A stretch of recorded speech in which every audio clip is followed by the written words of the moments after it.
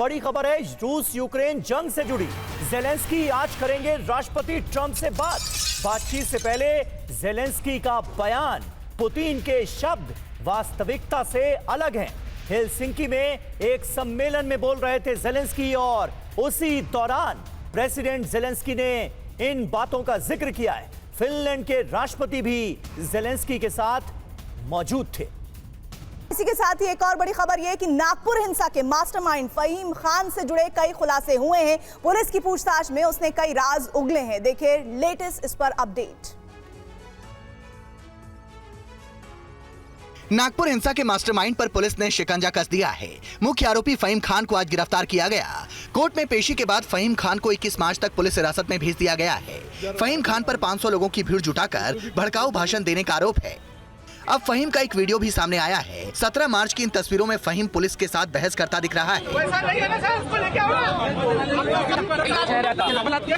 वहीं एफआईआर के मुताबिक फहीम खान ने भीड़ को इकट्ठा किया और लोगों को पुलिस के खिलाफ भड़काया। एफआईआर में जिक्र है कि मास्टरमाइंड फहीम ने 400 से 500 दंगाइयों की भीड़ जुटाई और फिर इस कट्टरपंथी भीड़ को हिंसा के लिए उकसाया था। नागपुर में दंगा भड़काने के मकसद से ही इतनी बड़ी संख्या में कट्टरपंथियों को जमा किया गया था। पुलिस के खिलाफ कट्टरपंथियों की भीड़ में अफवाह फैलाई गई, जिसके बाद वहां मौजूद भीड़ उग्र हो गई। तोड़फोड़ और बवाल शुरू हो गया। भीड़ ने हथियार लहराए और लोगों में डर पैदा किया। हत्या की नीयत से पुलिस पर हमला किया गया। दंगाइयों ने महिला कांस्टेबल के साथ छेड़छाड़ और बदसलूकी भी की। फहीम खान माइनॉरिटी डेमोक्रेटिक पार्टी का अध्यक्ष है और पहले भी कट्टरपंथी गतिविधियों में शामिल रहा है।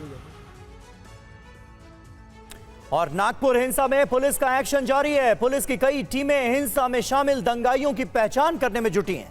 देखिए लेटेस्ट रिपोर्ट। नागपुर हिंसा की तफ्तीश में कई नए खुलासे हुए हैं तो पुलिस की कार्रवाई और तेज हो गई है। नागपुर दंगों के मामले में अभी तक 6 एफआईआर दर्ज हुई है। नागपुर के 3 अलग अलग पुलिस स्टेशनों में अब तक 6 एफआईआर की गई है। तो नागपुर दंगों से जुड़े मामले में 1250 दंगाइयों के खिलाफ केस दर्ज हुए हैं। पुलिस की टीमें अब तक 200 से ज्यादा दंगाइयों की पहचान कर चुकी है। सोशल मीडिया से वीडियो के पोस्ट वायरल करने वाले कट्टरपंथियों की भी तफ्तीश हो रही है। नागपुर पुलिस की साइबर यूनिट की रडार पर कट्टरपंथियों के कई सोशल मीडिया अकाउंट आए हैं। सोशल मीडिया के जरिए भी लोगों को दंगों के लिए भड़काया गया था। नागपुर दंगों से जुड़े सीसीटीवी फुटेज भी खंगाले गए हैं। 150 सीसीटीवी कैमरों की फुटेज जांची जा रही है। हिंसा से जुड़े सोशल मीडिया वाले वीडियो भी खंगाले गए हैं। पुलिस ने हिंसा के आरोप में 60 से ज्यादा उपद्रवियों को गिरफ्तार किया है। सभी आरोपियों से पुलिस की पूछताछ जारी है। इन आरोपियों में किसी की परचून की दुकान है तो कोई गैरेज चलाता है तो कोई कबाड़ी का काम करता है।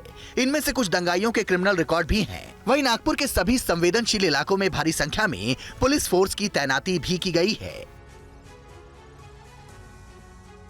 और नागपुर में हिंसा मामले में अब तक 66 ऐसे वीडियो मिले हैं जिसकी पुलिस जांच कर रही है। पुलिस ये भी जांच कर रही है कि मास्टरमाइंड फहीम खान के तार किससे जुड़े हुए हैं।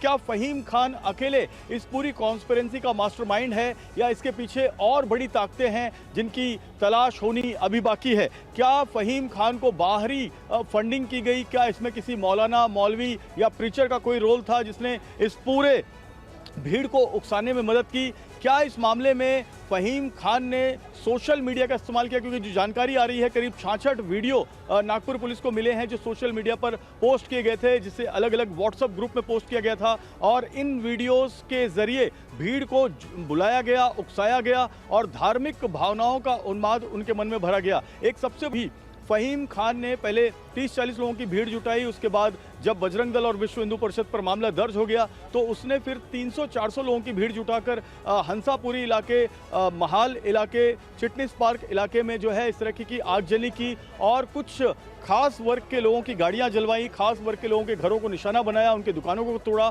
और इस पूरे मामले में जो है करोड़ों रुपए का नुकसान कराया है। तो फहीम खान के पीछे कौन है इसकी जाँच करने में अब एजेंसियाँ जुट गई हैं। और नागपुर हिंसा को लेकर मास्टरमाइंड बताए जा रहे फहीम खान का घर शहर के संजय बाग इलाके के लोगों का क्या कहना है उसके बारे में आइए टीवी 9 संवाददाता अभिजीत ठाकुर की ये रिपोर्ट आपको दिखाते हैं।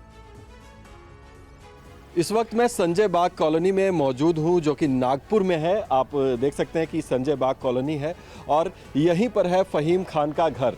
ये सामने जो आप बिल्डिंग देख रहे हैं ये फहीम खान का घर है। ये बोर्ड भी आप देख सकते हैं लगा हुआ है, प्रोग्रेसिव एजुकेशन सोसाइटी, जो कि फहीम खान का नाम उस पर लिखा हुआ है, उनका मोबाइल नंबर भी लिखा हुआ है, प्लॉट नंबर A61 संजय बाग कॉलोनी, ये उनका एड्रेस है। यहीं पर फहीम खान रहा करता था।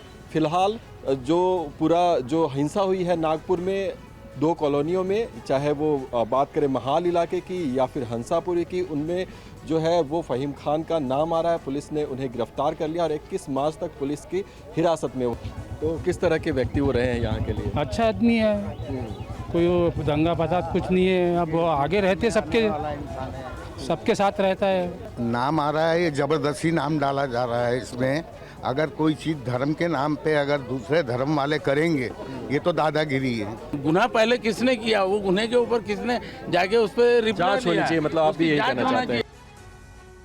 नागपुर हिंसा पर शिवसेना विधायक दीपक सावंत ने कहा कि यह सोची समझी साजिश थी। वहीं समाजवादी पार्टी ने शांति की अपील की है। सीएम साहब और डीसीएम साहब, शिंदे साहब ने जो बोला वो सही बात है। ये पूर्वनीय जो था, प्री प्लानिंग था। और महाराष्ट्र में इस प्रकार के जो दंगे, महाराष्ट्र की जनता जो सौहार्दपूर्णता से रहती है, उनको डिस्टर्ब करने की ये कोशिश है, ऐसा मुझे लगता है। नागपुर की हिंसा पर आप बताएं, इस पर क्या? नागपुर की हिंसा जो है उसमें जो कुछ भी हुआ वो ठीक नहीं है। जिन लोगों ने पुलिस पे हमला किया उस पर कार्रवाई हो रही है और मैं ये चाहूँगा कि इस तरह के इंसिडेंट ना हो। हम लोग को भाईचारा बढ़ाना चाहिए और इन इंसिडेंट को कैसे खत्म करे वो देखना चाहिए। महाराष्ट्र सरकार में मंत्री भरत गोगावले ने कहा है कि नागपुर हिंसा के दोषियों को नहीं बख्शा जाएगा। वहीं शिवसेना यूबीटी के विधायक ने इसे साजिश बताया है। ये जो नागपुर की घटना है, इसमें एक फ़हीम खान नाम का लोकल नेता जो एक बार चुनाव लड़ चुका है, 3 उसके ऊपर एफआईआर्स हैं, क्रिमिनल एक्टिविटीज हैं, उसको मास्टरमाइंड बताया गया है। उसने भीड़ जमा की, कुल्हाड़ी लगाई और सारी चीजें की। पुलिस के तहकीकात में ये सब सामने आ जाएगा, क्या सही है और क्या झूठ है, और उसमें जो कोई होएगा उसको छोड़ेगा नहीं। पहले चौकसी के अंतर में तो ऐसा ही लग रहा है कि पूर्व नियोजित कट था, और अभी देखा जाएगा पुलिस रिमांड में क्या सही आता है क्या झूठ आता है। ये पूर्व नियोजित था ऐसा विपक्ष की पार्टियां कह रही है, लेकिन सरकार कह रही है कि पूर्व नियोजित था और इसमें कड़ी कार्रवाई की गई है, लेकिन विपक्ष कह रहा है इसमें इंटेलिजेंस फेलियर था। ये एक्चुअली पूर्व नियोजित था। आप लोग देख रहे हैं कि लगभग 1 महीने से ये मुद्दा यहाँ से वहाँ से, कोई यहाँ से उठाता है, कोई वहाँ से उठाता है। एक सोची समझी साजिश है। हमारे इस महाराष्ट्र में जो शांति है उस शांति को भंग करने की जो भी इसके लिए ये कर रहा है उस पर कड़क से कड़क कार्रवाई होनी चाहिए। और औरंगजेब विवाद पर आरएसएस का बयान सामने आ गया है। संघ ने कहा है कि औरंगजेब का मुद्दा आज की तारीख में प्रासंगिक नहीं है। महाराष्ट्र में औरंगजेब की कब्र को लेकर महाभारत जारी है। नागपुर में हुई हिंसा पर सरकार और विपक्ष के बीच बयानबाजी जारी है। हिंसा को लेकर आरएसएस का बयान सामने आया है। संघ ने कहा है कि किसी भी तरह की हिंसा समाज के लिए ठीक नहीं है। Any type of violence is not good to the health of the society, and I think police are have taken the cognizance of it, and so I think they will go into the details, and that's the point.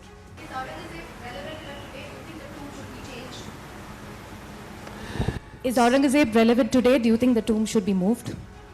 I think not relevant. RSS के बयान पर महाराष्ट्र सरकार में मंत्री भरत गोगावले क्या कह रहे हैं, आइए सुनिए। आरएसएस ने एक बयान दिया है कि औरंगजेब हमारे लिए औचित्य औरंगजेब का नहीं है, वो हमारे लिए एग्जिस्ट नहीं करता। बराबर है ना। जो कोई बात है, औरंगजेब ने जो कुछ किया ये महाराष्ट्र में, वो इतना गलत किया तो कौन उसको ये करेगा। इसलिए उसका जगह हमारे महाराष्ट्र में नहीं होना चाहिए। औरंगजेब विवाद पर एनसीपी शरद चंद्र के नेता रोहित पवार ने सवाल उठाए हैं। उन्होंने कहा है कि आरएसएस के बयान का स्वागत है, मगर आरएसएस के सहयोगी संगठन औरंगजेब पर विवाद खड़ा कर रहे हैं। हमारे साथ रोहित पवार हैं। पवार साहब, आप ये बताएं कि आरएसएस तो कह रही है कि औरंगजेब का एग्जिस्टेंस ही नहीं है हमारे लिए। प्रेस कॉन्फ्रेंस में औरंगजेब के सवाल पूछने भी कह रही है, कौन औरंगजेब? इस टाइम पे, इस वातावरण में आरएसएस ने अगर ऐसा स्टेटमेंट दिया है जो दिया है, ऐसा हमको समझ में आता है तो हम उनका स्वागत करते हैं। लेकिन हमारा कहना है कि आपकी जो डिफरेंट सिस्टर ऑर्गेनाइजेशन है, जैसे कि आपके एबीवीपी है या वीएचपी है और तीसरी है बजरंग दल, उन्होंने तो अलग तरीके का वहाँ पे निर्णय लिया था कि वहाँ पे वो कब्र निकलनी चाहिए। तो एक साइड में आप कुछ अलग बोल रहे हो जिसका हम स्वागत करते हैं, दूसरी संगठन आपकी तीसरा ही कुछ बात कर रही है। और आपके जो नेता है, जो बीजेपी उनकी पॉलिटिकल बॉडी है, उनके जो नेता है, समझो देवेंद्र फडणवीस साहब है, और जो मंत्री है वहाँ पे आके कुछ अलग ही तरीके का बात कर रहे हैं। और दूसरी बात, उनके जो मित्र पक्ष है, उनके जो नेता है वो भी द्वेष का राजनीति वहाँ पे कर रहे हैं। मतलब एक वातावरण ऐसे किया जा रहा है राजकीय गठों के माध्यम से जो सत्ता में, कि जिससे द्वेष बढ़ना चाहिए, और दूसरी साइड इनका वक्तव्य कुछ और आ रहा है। तो ये जो कन्फ्यूजन है, बहुत बड़ा कन्फ्यूजन क्रिएट किया जा रहा है। लेकिन कांग्रेस नेता राजीव शुक्ला ने कहा कि नागपुर हिंसा में जो भी दोषी हैं उन पर कार्रवाई हो। वहीं शिवसेना यूबीटी के नेता आदित्य ठाकरे ने कहा कि बीजेपी असली मुद्दों से ध्यान भटकाना चाहती है। सांप्रदायिक वहाँ पे जो है दंगे या इस तरह की चीज़ें सामान्य तौर पर नहीं होती, उसकी शांति भंग की गई।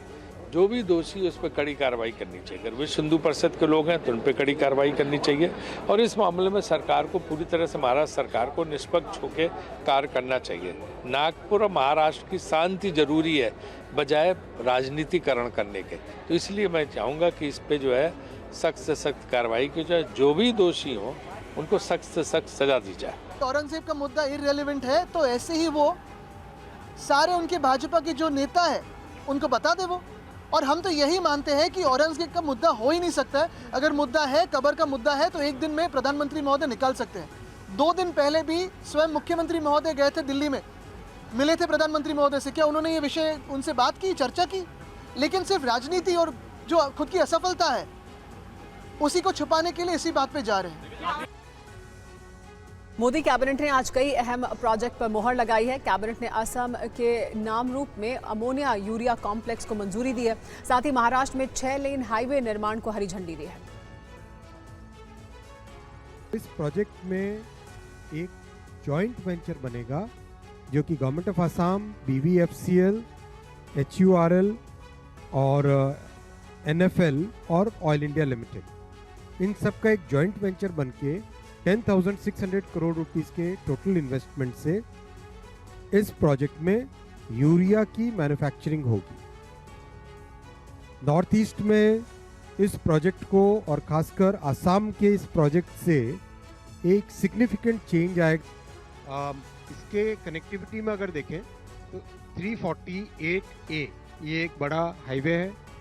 उसके बाद में 348 ये एक बड़ा हाईवे है जो कि वेस्टर्न साइड से ईस्टर्न साइड से कनेक्ट करता है। तीसरा बड़ा हाईवे है जो अभी रेड कलर में आपको दिखा, NH48। इन सब का सीरियस कंजेशन है। ये मुंबई पुणे एक्सप्रेसवे भी उधर से जाता है। और लोकसभा में कांग्रेस सांसद ज्योति मणि ने ऑनलाइन गेमिंग और सट्टेबाजी से जुड़ी गंभीर समस्याओं का मुद्दा उठाया। केंद्रीय मंत्री अश्विनी वैष्णव ने इसका जवाब दिया। Because the entire matter, basically where does it stand, that has to be kind of very clearly specified. As per our constitutional arrangement, betting and gambling, these two stand in the entry 34 in the state list in the 7th schedule of the constitution. But if we look at gambling or online games, basically online gaming, if we look at that as an intermediary, then it comes within the purview of the central government.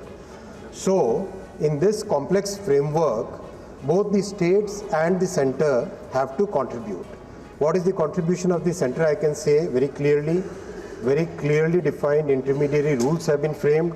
Second, over and above that, we must know today that Bharatiya Nyaya Sanhita, section 112, subsection 1, this clearly specifies that any unauthorized betting and gambling can be punished with the imprisonment of up to 7 years. आम आदमी party के सांसद और पूर्व cricketer Harbhajan Singh ने कहा कि वो किसी का भी घर तोड़े जाने के हक में नहीं है। अगर कोई नशा बेचता है तो उसके खिलाफ कानूनी कार्रवाई की जानी चाहिए। मेरे ख्याल में तो एक होना चाहिए कि नशा ਜਿਹੜੇ ਵੇਚ ਰਹੇ ਆ ਉਹਨਾਂ ਨੂੰ ਫੜਨਾ ਚਾਹੀਦਾ। ਕਿਸੇ ਦਾ ਘਰ ਤੋੜਨਾ ਜਾਂ ਕਿਸੇ ਦੇ ਉਹਦੇ ਮੈਂ ਤਾਂ ਹਰ ਚੀਜ਼ ਦੇ ਹੱਕ 'ਚ ਨਹੀਂ ਹੈਗਾ ਕਿ ਵੀ ਕਿਸੇ ਦਾ ਘਰ ਤੋੜਿਆ ਜਾਵੇ। ਜਿਹੜੀ ਚੀਜ਼ ਬਣੀ ਹੋਈ ਹੈ, ਕਿਸੇ ਨੂੰ ਛੱਤ ਮਿਲ ਗਈ ਹੈ, ਚਾਹੇ ਉਹ ਕਿਸੇ ਤਰੀਕੇ ਮਿਲੀ ਆ, आई डोंट नो ਉਹਨੇ किस तरह पैसे कमा के बनाई है। आम आदमी पार्टी के राज्यसभा सांसद और पूर्व क्रिकेटर हरभजन सिंह ने यह बयान ड्रग्स तस्करों के घर बुलडोजर चलाए जाने वाले सवाल पर दिया है। अब पार्टी अपने सांसद के इस बयान को ना तो निगल ही पा रही है और न ही खुलकर इसकी आलोचना कर पा रही है। किरण जी देश के लाडले रहे हैं, क्रिकेट जगत के कारण उनका मान सम्मान पूरे देश में है। मैं तो कहता हूँ वो यूथ आइकन है। बिल्कुल उनको चाहिए था कि पंजाब का युवा ड्रग्स से कैसे मुक्ति दिलाई जाए, इस पे काम करना चाहिए। अब मुझे लगता है कि ऐसे स्टेटमेंट देख करके ड्रग माफियाओं का हौसला थोड़ा अफजाई हो जाता है। दिल्ली सरकार के पूर्व लोक निर्माण मंत्री सत्येंद्र जैन के खिलाफ एसीबी ने एफआईआर दर्ज किया है। ये मामला दिल्ली में सीसीटीवी लगाने की परियोजना में कथित भ्रष्टाचार से जुड़ा हुआ है। यह मामला 571 करोड़ रुपए के सीसीटीवी प्रोजेक्ट से जुड़ा है। आरोप है कि इस परियोजना में देरी के कारण भारत इलेक्ट्रॉनिक्स लिमिटेड पर 16 करोड़ रुपए का जुर्माना लगाया गया था, जिसको सत्येंद्र जैन ने 7 करोड़ रुपए की रिश्वत लेकर माफ किया था। सितंबर 2019 में यह मामला सामने आया तो एसीबी ने जांच शुरू की और सबूतों के आधार पर जैन के खिलाफ मामला दर्ज किया। अब इस पर सियासत शुरू हो गई है। एसीबी ने पुनः इस मामले में एफआईआर दर्ज कर ली है। मैं इसका स्वागत करता हूं और उम्मीद करता हूं कि जमानत पे छूटे हुए सारे अपराधी धीरे धीरे अपने कारनामों की सजा भुगतेंगे और अपने सही ठिकाने पर जाएंगे, क्योंकि अरविंद केजरीवाल आम आदमी पार्टी ने दिल्ली को बर्बाद करने की पूरी साजिश रची थी। मुझे लगता है कि ये दुरुपयोग है एजेंसियों का, और मेरी एक सलाह होगी भारतीय जनता पार्टी को।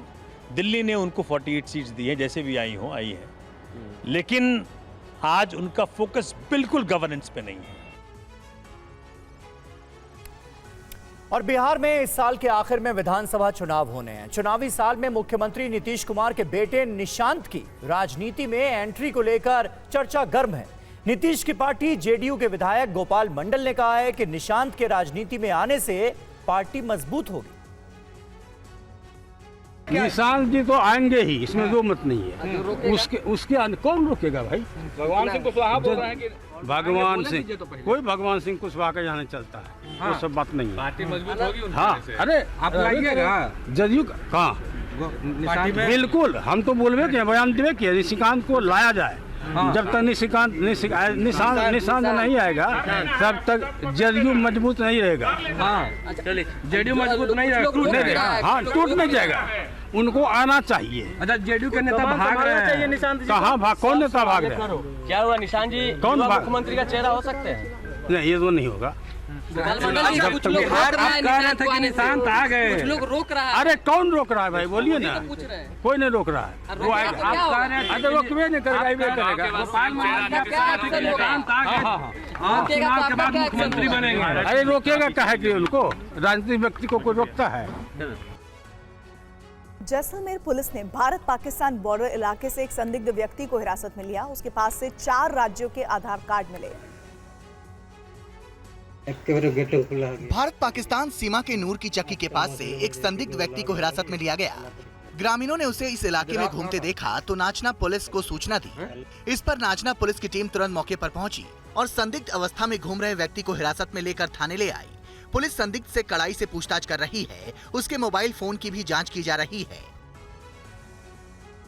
पुलिस ने बताया कि संदिग्ध व्यक्ति की तलाशी ली गई। इस दौरान उससे 4 राज्यों के आधार कार्ड और एक मोबाइल फोन बरामद हुआ है। पुलिस को शक है कि व्यक्ति किसी बड़ी साजिश से जुड़ा हो सकता है। पूछताछ के दौरान वह अपने 2 अलग अलग नाम बता रहा था। इससे उसकी गतिविधियां और संदेहजनक हो गई हैं। खाना बॉर्डर इलाके में संदिग्ध रूप से घूमना और उसके पास अलग अलग पहचान पत्र मिलना सुरक्षा एजेंसियों के लिए चिंता का विषय है। पुलिस अब पता लगाने की कोशिश कर रही है कि वो किस मकसद से इस इलाके में आया था। उसके पास इतने आधार कार्ड कहां से आए? कहीं ये भारत में जासूसी तो नहीं कर रहा था? इधर रात कहाँ था? जम्मू कश्मीर में सुरक्षा को लेकर हाई अलर्ट जारी किया गया है। सुरक्षा बलों को गश्त और तलाशी अभियान बढ़ाने के निर्देश दिए गए हैं। भारत पाकिस्तान बॉर्डर से देखिए अंकित भट्ट की ग्राउंड रिपोर्ट। हाल ही में ही पाकिस्तान में हुए हमलों के बाद जम्मू कश्मीर में अलर्ट है। इस समय मैं मौजूद हूं बॉर्डर के इलाके में। लाइन ऑफ कंट्रोल से लेकर अंतर्राष्ट्रीय सीमा पर सुरक्षा बलों की तरफ से अलर्ट रखा गया है। हाल ही में ही पाकिस्तान में हाफिज सईद का खासम खास अबू कताल को अननोन गनमैनों ने ढेर किया, जिसके बाद सुरक्षा बल जो है वो लगातार अलर्ट मोड पर हैं। और ऐसे में सुरक्षा की किस तरीके से यहाँ पर इंतज़ाम किए गए हैं बॉर्डर इलाके में, या आप साफ तौर पे टीवी स्क्रीन्स पर देख सकते हैं कि किस तरीके से हिंटरलैंड से लेकर बॉर्डर के इलाके में लगातार सुरक्षा बल जो है वो यहाँ पर जंगलों में सर्च ऑपरेशन चला रहे हैं। सुनिश्चित किया जा रहा है कहीं यहाँ पर कोई आतंकी मूवमेंट तो नहीं। अबू कताल वही शख्स है जो रियासी में बस पर हुए आतंकी हमले में इन्वॉल्व था। अबू कताल वही शख्स है जो डांगरी आतंकी हमले में इन्वॉल्व था। और ऐसे में पाकिस्तान में हाल ही में ही जो अननोन गनमैन हैं उनकी तरफ से अबू कताल को मार गिराया गया। अबू कताल का जो नेटवर्क है वो जम्मू कश्मीर में माना जाता है। और 6 अप्रैल को कोलकाता में होने वाला इंडियन प्रीमियर लीग का मैच सुरक्षा कारणों से आगे टल सकता है। क्या है पूरा मामला, इस रिपोर्ट में देखिए। कोलकाता पुलिस ने बंगाल क्रिकेट एसोसिएशन को पत्र लिखकर 6 अप्रैल को ईडन गार्डन्स में होने वाले आईपीएल मैच का शेड्यूल बदलने को कहा है। पत्र में कहा गया है कि पुलिस इस मैच के लिए पर्याप्त सुरक्षा प्रदान करने में सक्षम नहीं होगी क्योंकि इसी दिन रामनवमी है। इस वजह से कानून व्यवस्था के लिए पुलिस बल को लगाया जाएगा। इस दिन शोभा यात्रा निकलती है और पुलिस बल सुरक्षा में व्यस्त रहती है। ऐसे में मैच की तारीख बदलनी पड़ सकती है। रामनवमी पर राज्य भर में 20,000 से ज्यादा शोभा यात्राएं निकल सकती हैं। इस वजह से ज्यादा सुरक्षाकर्मी इन शोभा यात्राओं को नियंत्रित करने के काम में लगाए जाएंगे। पुलिस के मुताबिक ऐसे में स्टेडियम में 60,000 से ज्यादा दर्शकों की सुरक्षा कर पाना मुश्किल होगा। वहीं बंगाल क्रिकेट के अध्यक्ष स्नेहाशीष गांगुली ने बताया कि उन्होंने पुलिस अफसरों के साथ बैठक की है।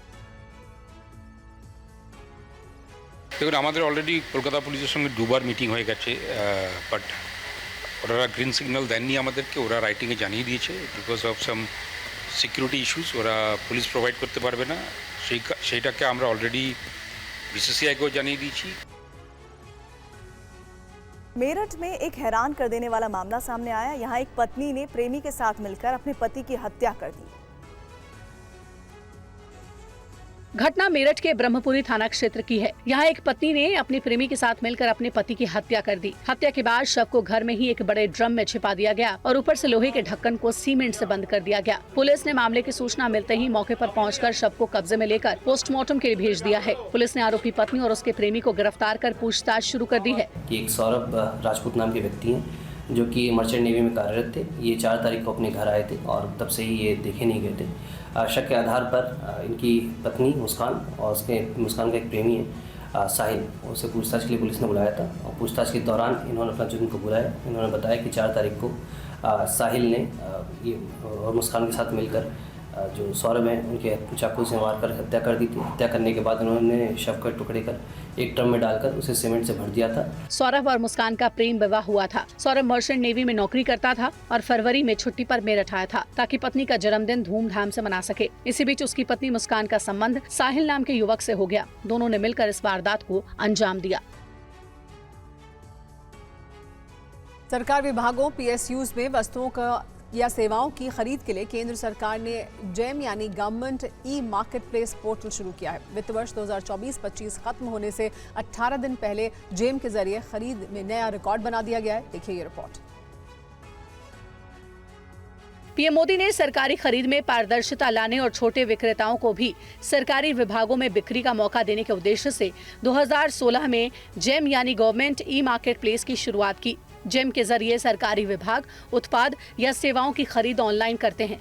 खरीद के लिए ई बिडिंग की जाती है। वाणिज्य मंत्रालय के जारी ताज़ा आंकड़ों के मुताबिक वित्त वर्ष 2024-25 खत्म होने से 18 दिन पहले जेम से सरकारी विभागों में खरीद 5 लाख करोड़ को पार कर गई। खास बात यह है कि केवल 50 दिनों में जेम से खरीद 1 लाख करोड़ बढ़ गई। 23 जनवरी 2025 को 4 लाख करोड़ की खरीद दर्ज की गई थी। जेम से 1.6 लाख सरकारी विभाग और संगठन जुड़े हैं। 13 फरवरी 2025 तक 22 लाख से ज्यादा विक्रेता और सर्विस प्रोवाइडर जेम में रजिस्टर्ड थे। इनमें 29,000 स्टार्टअप्स और 1.8 लाख महिला संचालित कारोबारी शामिल हैं। जेम ने MSC उद्यमियों और महिलाओं को खास तौर पर बड़ा मौका दिया है। सरकारी नीतियों के अलावा टेक्नोलॉजी ने खरीद को और आसान बनाया है। 9 अगस्त 2016 को पीएम मोदी के विचार को वाणिज्य एवं उद्योग मंत्रालय ने जेम को अमली जामा पहनाते हुए लॉन्च किया।